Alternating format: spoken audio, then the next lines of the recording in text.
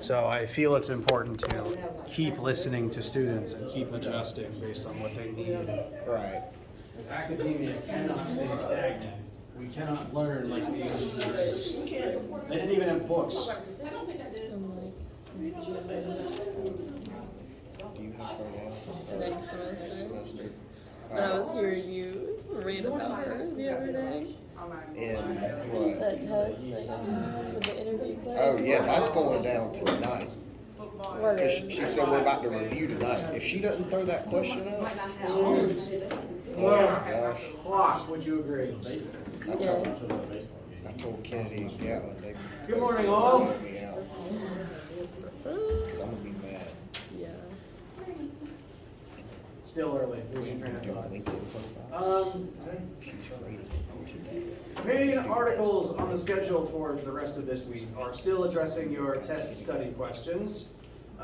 Only two people actually took it on Monday because they took up the offer to transfer to different sections of the week. That's why the option exists. But it just means that I expect to see a lot of people today and even more people on Friday. How you guys feeling? What was that? Oh no, I hope that improves quickly. Should we still send you an email if we plan on taking it not at our specified lab time? Yes. Yes. On the study guide? Yes. Yes. I don't understand where. Where the what came? Sorry, hold on. Is it 1,000 density of the fluid? Yes, 1,000 is the density of water. That's always the same. Well, it's always the density of water. And that number is written in questions in the test where you need it. But it wasn't in that one. Yes, I did not mention the density of water here, either because I forgot or because I tried to make the practice test trickier than the test itself. So I honestly don't remember my exact motivation. It could have been a way to make you remember that it was the density of the fluid, like you try it with the density that's here and then it doesn't work. But on the test itself, every number you could possibly need will be listed. No looking up constants. If I say forget to write something, then I'll put it up on the board. So for number 6, for the buoyancy formula, this work is not number 6, this work is number 10. Buoyancy formula, that's the wrong variable. The density is always of the fluid, and the volume is of the submerged portion of the object. So the density always has to be the fluid, and that's because the fluid is what is creating the buoyant force. The solid object can't create buoyant force on its own. Like, it's just going to sit there regardless of whatever it is submerged in. It is the fluid that generates the buoyant force. It is its density that matters because that density determines how much water is trying to push itself back into the space that the block is now occupying.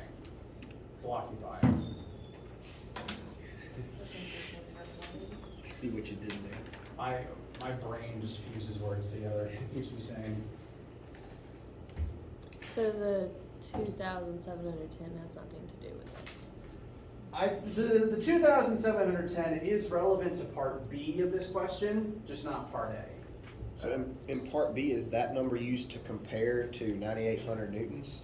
Correct. Yes, it is. Cool. So if it's greater than, it's not, it won't float? Like if the 2,710 is less than the 9,800, it won't float. Right. For something to float, the buoyant force at whatever depth it's currently sitting at has to equal its weight. So part A, you calculate the buoyant force, which does come out to 9,800 newtons. Thank you. I will quickly put that work up here.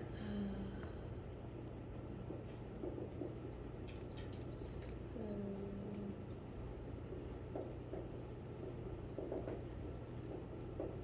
That is the force that buoyancy is pushing upward, and the block will float if this equals or exceeds its weight. Equals or exceeds. was the one cubed because like the 2,710 is kilograms per meters cubed. Or like, Okay, density is mass over volume, so we are talking about volume, that is the same unit. oh. I told you that it is a cube with sides that are 1 meter long each, so every side of the cube is 1 meter long. I see what you did. It was the It just okay. happens to It's be one. just okay. So like if it was okay. Yeah, 1 Yeah. times 1 times 1. Okay, because it was two, just the volume. I confused the crap out of myself when I did that, but That's fine, that happens. So I think if he said, Times 1. if he said 2 meters instead of 1, it'd be two you, times you put in 8 right there. right. But in that case, it just happens. That's, I think, another one of the tricks that past me tried to pull, because again, I make the study guide harder than the test itself. I want you to make the mistakes here and not there. On like a similar question on the test that involves buoyant force, the volume is properly listed, as is the density of water. So you're gonna give us the volume already calculated? Yes. Oh, I only did it here because it was 1, and that's a quick one to figure out. Can you do number 8? Yes. Real quick though, I want to address this part. We'll absolutely do 8. For part B, will the cube float? This is one of the 2 rules, and since I didn't actually list the mass of the aluminum, you would actually need the density of aluminum to figure that out here.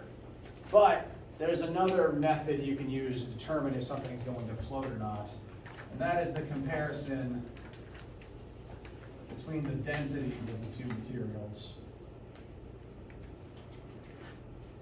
The, I'd say, more commonly used explanation for whether something floats or not is if it is more or less dense than water. If it's more dense, it sinks. If it's less dense, it floats. Since humans are mostly made of water, we kind of just nebulously exist near the surface. And in this case, the density of aluminum is definitely greater than that of water. It's actually not that much greater for metal, but it's still greater.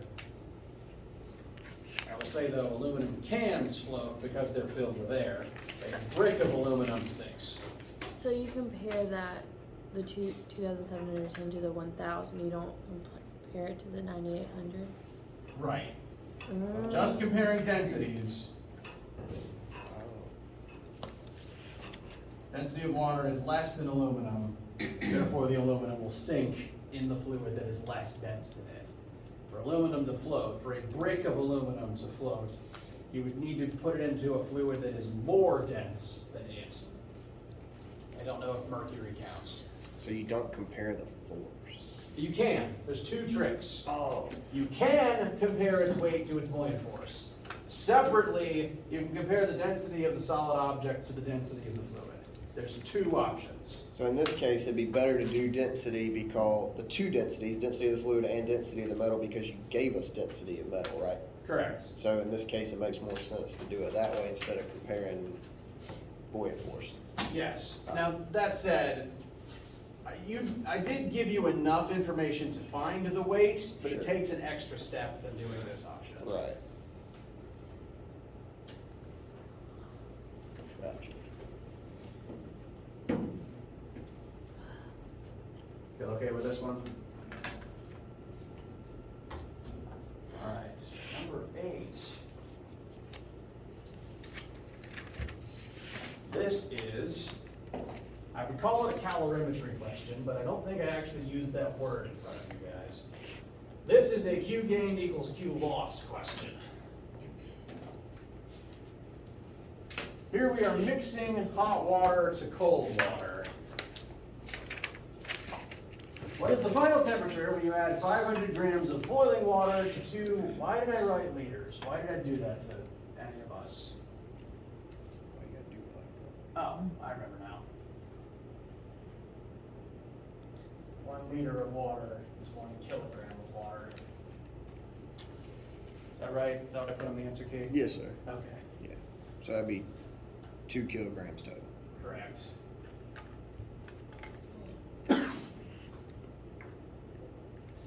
Okay.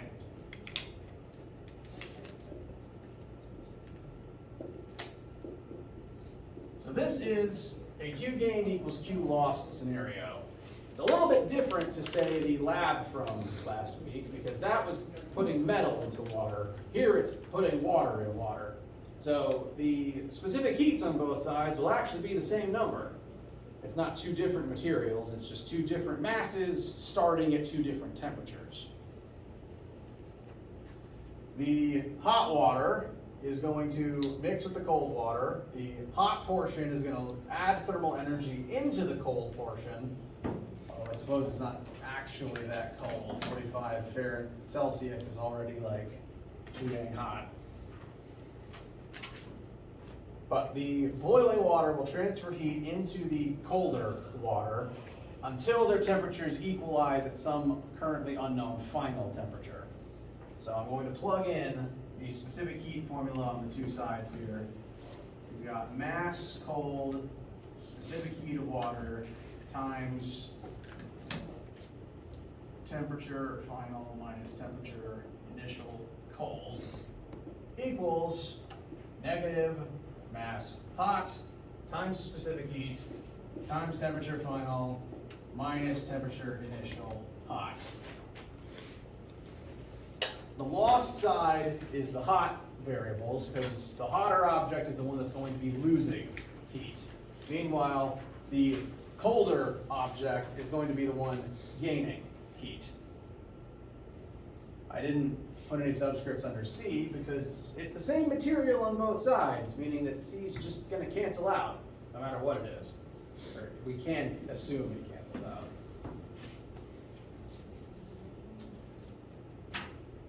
Any questions conceptually arriving at this point? Okay, so once again, still just comparing the energy lost by the hot water and gained by the cold water. On the cold side, we've got 2 liters of water that starts at 45 Celsius. 1 liter is 1 kilogram, so I'm going to put in 2 kilograms for that mass.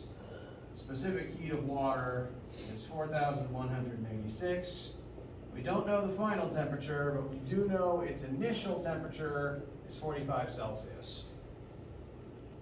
Yes? You're gonna give us the 4,186, right? Or- Yes, absolutely. And in fact, it should be here. So we don't list it within the question itself, that is in the specific heat table. On the hot water side, negative sign is important. The math won't work right without it. The mass of the hot water is 500 grams, which I'm going to change to 0.5 kilograms. Specific heat is the same, which again, we're just going to divide it out and cancel it across the two sides. And interestingly, the final temperature is going to be the same. This is kind of like a collision where the two objects stick together because these two amounts of water are just going to mix together until you have one final mass of water at one constant temperature. Same thing happened with the metal. It's just here, all the water molecules are going to mix together and you're not going to be able to tell apart which molecule came from which source. So it's the same final temperature, however, the hot side began at boiling. So it began at 100 Celsius.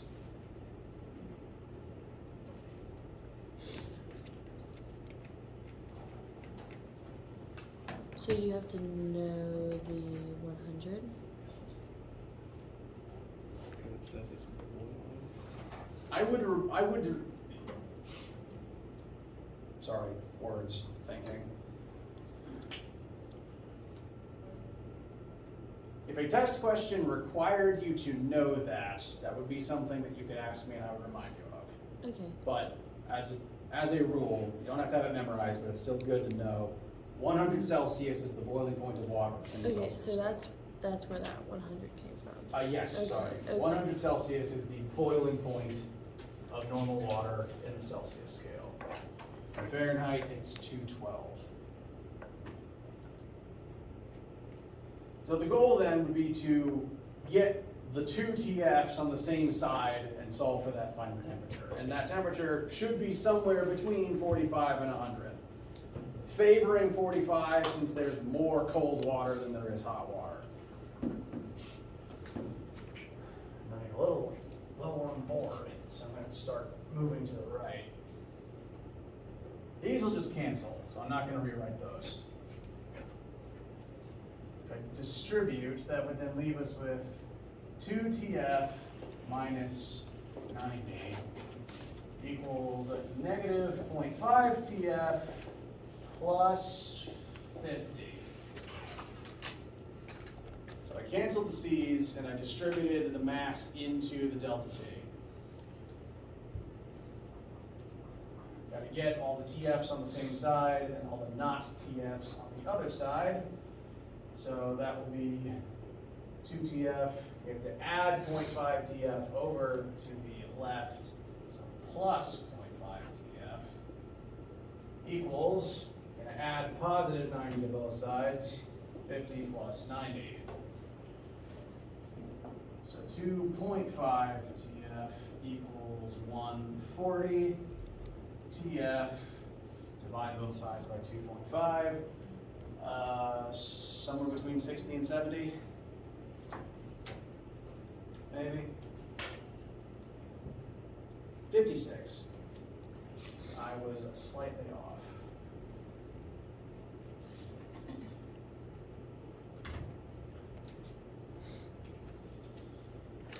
It is closer to the 45 than it was to the 100, because again, there's more boiling water than there is colder water.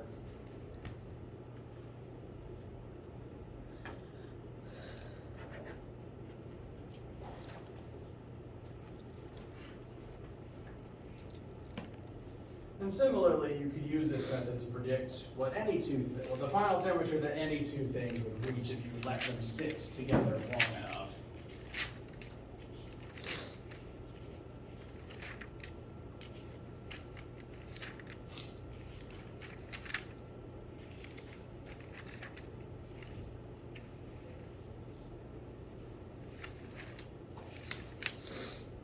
And since I put Celsius in, that's why we get Celsius back out. Question? Oh no, I'm definitely Do another one? can you do it on the chapter 7 homework? Question 5. All right. Any questions or issues about this one before moving on? All right. Chapter 7 homework, question 5. Can do.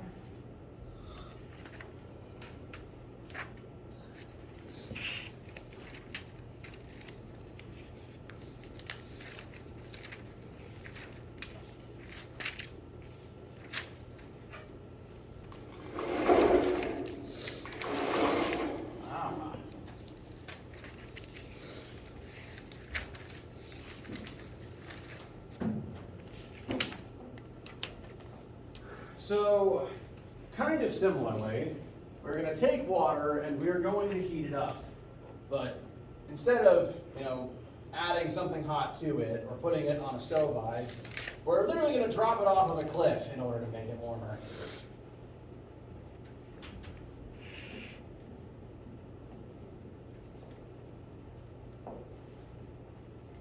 The main formula to use here, one of two,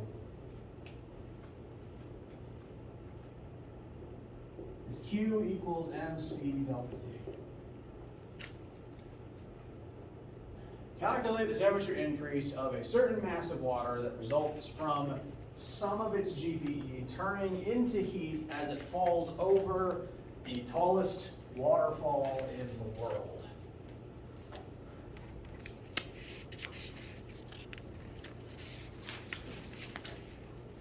So this water is going to change temperature, and it's going to do so because it's going to absorb a certain amount of thermal energy.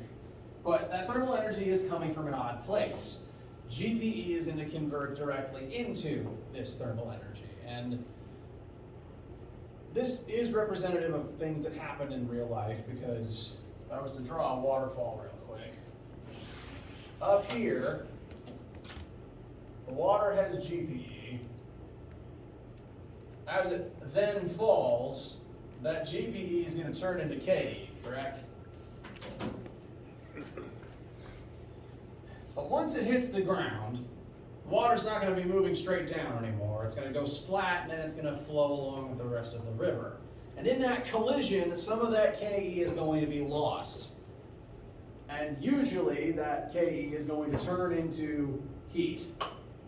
So by dropping something and allowing it to hit the ground, it will be warmer than the temperature when you dropped it.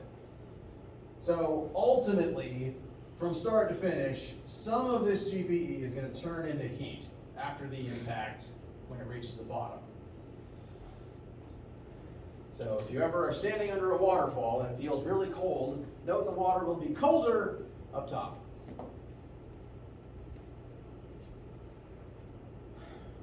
Now for this formula, we were told mass, we also know that it's water, so we know which specific heat to look up. We want delta T, and that means we need to figure out what to do about Q. We need to figure out how much energy the water absorbs, and therefore how much its temperature will change. And we've been told some of its initial GPE is going to turn into heat on the way down. So that amount of thermal energy, that heat that it absorbs, will depend on the GPE formula. GPE is going to turn into heat, which will then raise the water's temperature. Thing is though, not all of the GPE is going to turn into heat. The question tells us that only a certain percentage of it will. Currently 11 for my randomized numbers. So while the full GPE equation is mgh, we don't want all of the energy since not all of it's turning into heat. Only a certain percentage of it is. So for my sample 11%, I would multiply the total GPE by 0.11 to scale it from the total amount down to what fraction is actually turned into heat.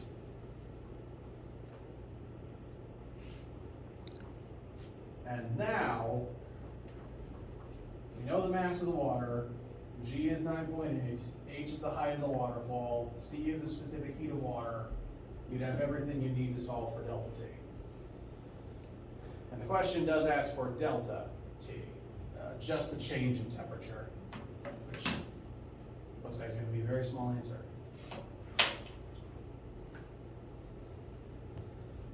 Using my sample numbers, well, first, how does this whole explanation feel thus far? Okay. To quickly show the sample calculation to get that answer. Water's mass is listed as 1.3 kilograms. The waterfall's height is 807 meters. I forgot G. Equals, once again, mass of the water times specific heat of water times our currently unknown delta T. Interestingly, since the mass is on both sides, it would cancel out, meaning that you actually don't have to specify how much water it is. All of it will heat up at the same temperature by the time it reaches the bottom.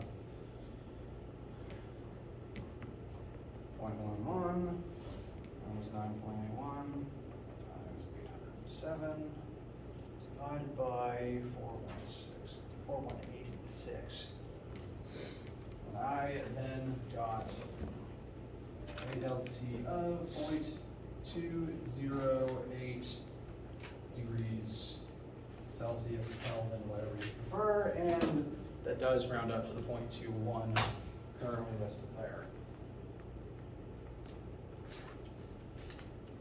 This is mirrored in the fact that after pretty much any collision, the temperature of the objects involved does tend to rise due to energy lost in the collision, friction. Heat is always increasing. The energy is always being turned into the heat state. So pretty much every single action you ever take creates more thermal energy and drives temperature up somehow, somewhere. Is there going to be one like this in this test? I don't think I tied GPE into anything, but there will be objects absorbing energy and their temperature changing as a result. Then you would just do Q gained equals Q lost, but the main formula is this one. Whenever we look at Q gained equals Q lost, we plug this into it. So I'd say honestly, this would be the one to best understand. You add heat to something, its temperature rises. The rate at which it rises depends on what it's made of and how big it is.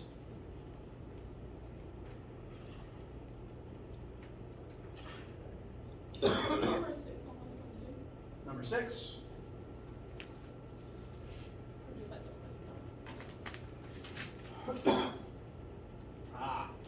This is actually kind of similar to the previous one, except where the energy is coming from is similarly and differently weird. But in terms of the math, you are still instructed to treat this as though heat is being added to water, and you want to know by how much that temperature increases. It's just this time, the water's inside of a person. Person named Susan eats 2,400 kilocalories of food every day. I can put up a conversion from kcals into joules. If her mass is such and such, you don't actually need her height or her surface area. Those are red herrings. Well, the body is only about 2/3 water. We will model it being all water. Typically 80% of the calories we consume are converted to heat. If Susan's body has no way of getting rid of the heat produced, by how much would her temperature increase during the day? So, again, similar kind of setup. It's still Q equals MC delta T.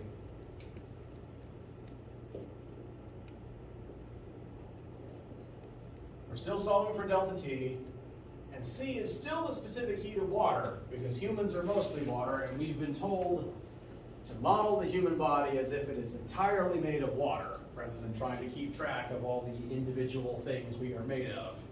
The thermal property of the calcium in your bones is different to that of the water in your blood, but we're not going to bother with that. It's just water. Humans are just water.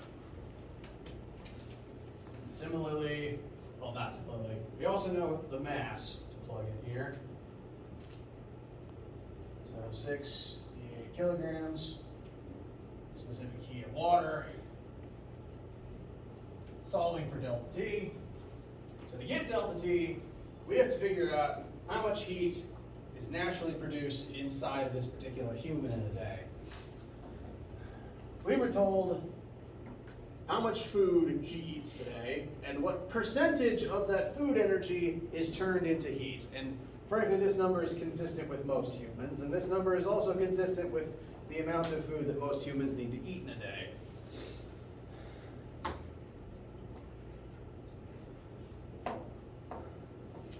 So 80% of that intake is going to turn into heat. 80% of that 2,400. Wait, is that the right unit? It is not. So I'm going to go through all the steps needed here. For Q, what I'm going to write is amount of heat generated. I'm going to change what that is in a minute. At 2,400 kcals, out of that amount, 80% of it is going to turn into actual heat inside of Susan's body.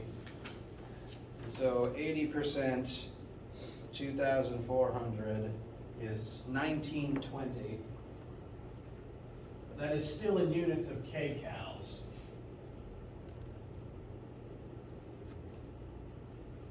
If I haven't said this already, kcal is the same as the calories on your food packaging. Kcal is equal to uppercase C calories listed on the food.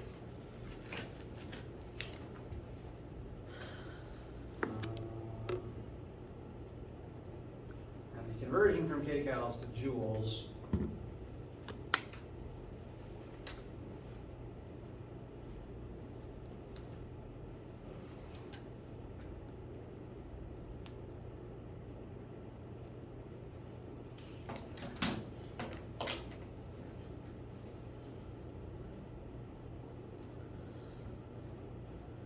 is 4,184 joules is in 1 kcal.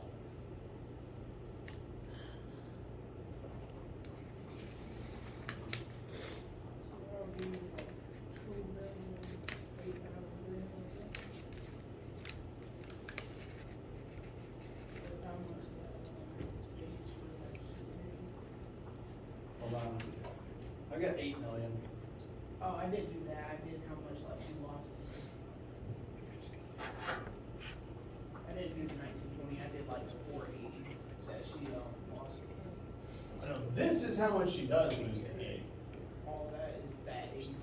Yeah, 80% of the food you eat turns into heat. Only about 20% is actually like work accomplished by your muscles and technically beating your heart. So I wouldn't Yeah, subtract. these are guaranteed. Yeah, These need to be guaranteed. this is the 80% that turns into heat. I'm not asking. I mean, these will be changed, right? So That's fine. 8,035,000. Like, these may be different numbers. Yeah, that's fine. That's I'm just typing them. I'd be curious to see. 1920. Yeah.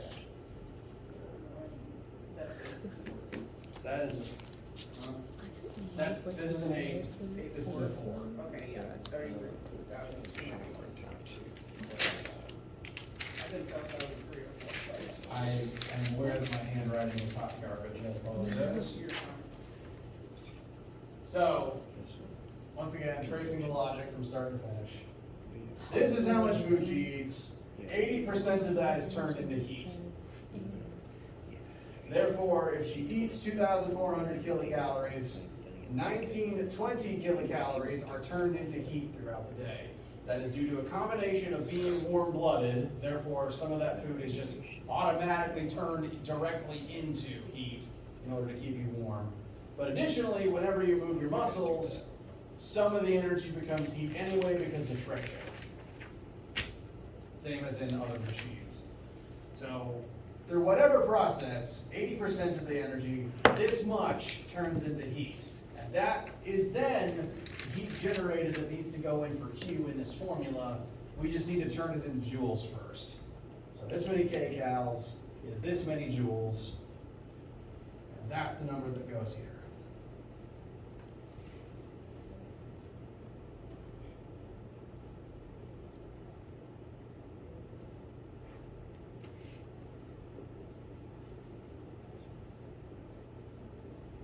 After all that, I got 28, 22. Yep. Same as up there. So delta T would be 8 mil divided by 98 and 4,186. And that is a temperature increase of 28.2 degrees Celsius. This represents what would happen if this much heat made its way into your body and then your body did not vent it properly. Because the human body is very well engineered. We generate heat in order to keep ourselves warm, but we also vent the heat that we don't need. It's why you sweat, and it's why most of the time you feel warm. Most of the time your surroundings feel cold to the touch. Humans are pretty warm. When something feels cold, it means the heat is leaving you. So we vent most of the heat that we create. We only make heat so that we even out with our environment, so that we keep enough of it inside of ourselves. This number represents what would happen if all the heat generated just stayed in there, boiling you from the inside out. And keeping in mind this is using Celsius and Kelvin scales, like 28.2 degrees, like just a temperature of 28.2 degrees is already like warm. The difference from 0 to 28.2 Celsius is the difference between freezing and above room temperature. So if you start at room temperature and increase to 28.2 degrees, approaching like over 50 degrees, you'd be dead. It's not good. Like, your internal temperature is meant to be about 98 Fahrenheit, which 9/5 times 98 wait, doing that backwards. 98 minus 32 times 5/9. Your internal temperature is meant to be about 36.7 Celsius. Increasing it by about 30 Celsius. Then converting that back into Fahrenheit.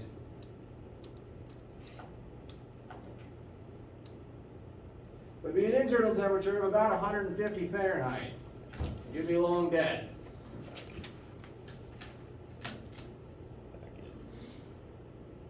So, again, worst case scenario, this would be what happens if this person, if all that heat stayed inside of them, possibly because they couldn't sweat, because they couldn't vent it. I know of at least one movie villain who killed someone by making it such that they couldn't vent their heat properly, and they proceeded to overheat. Can we do 10?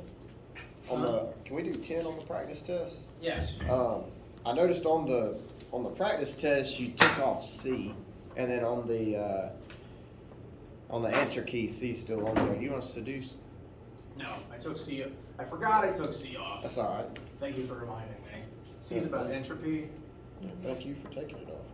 Yeah, I removed it because I didn't do any math for entropy because Bless you. I needed to move quickly and it seemed less important. Oh, thank you.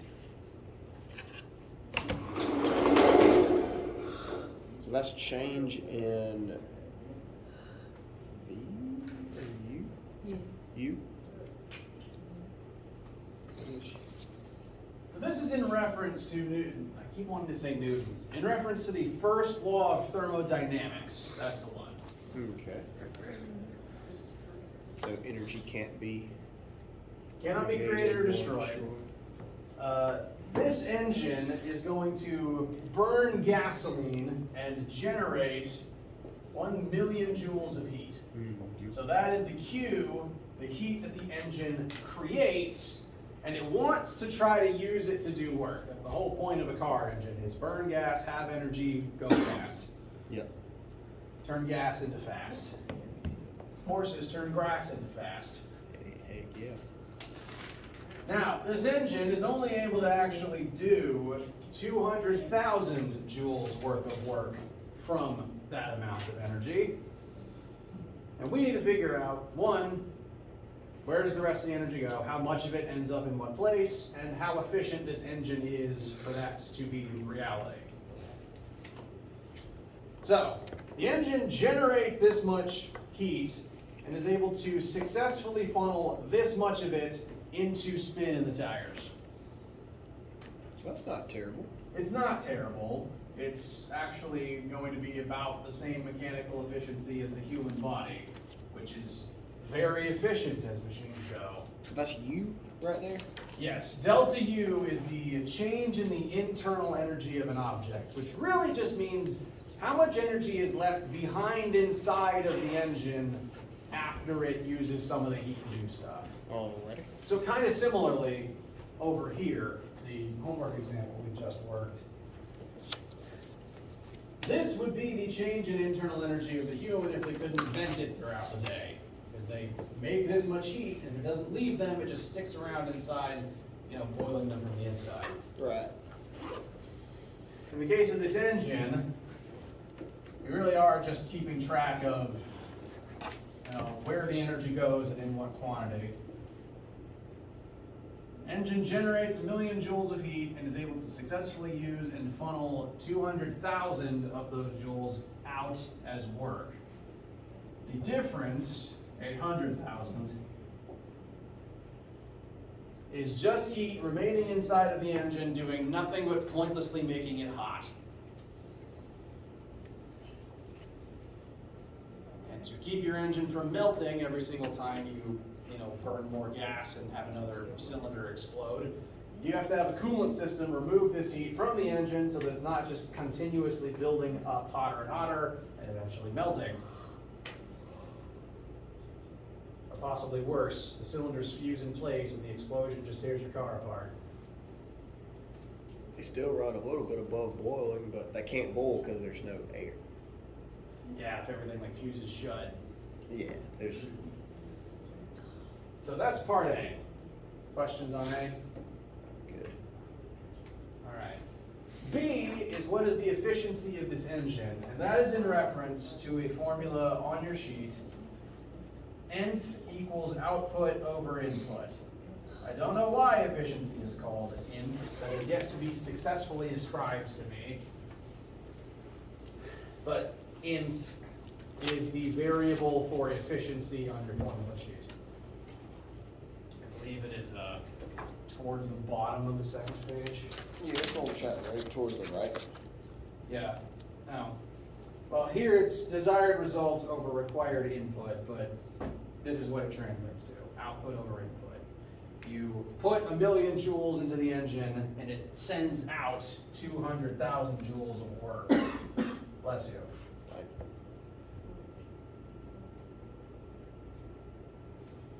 Which means that this engine is 0.2 out of 1 efficient, which translates to 20%. Which again, similar to the previous question we looked at, is assumed to be the mechanical efficiency of an amount of human bodies. Strictly in terms of mechanical energy being used by muscles.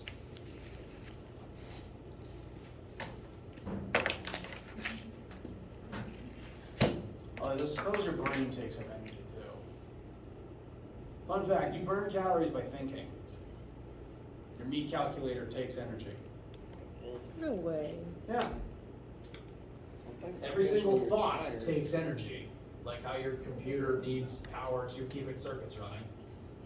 Like when you're tired, you can't think straight. Yeah. Your brain needs a break. Burn calories when you're thinking? Yeah. Burn calories with your life. That's also true.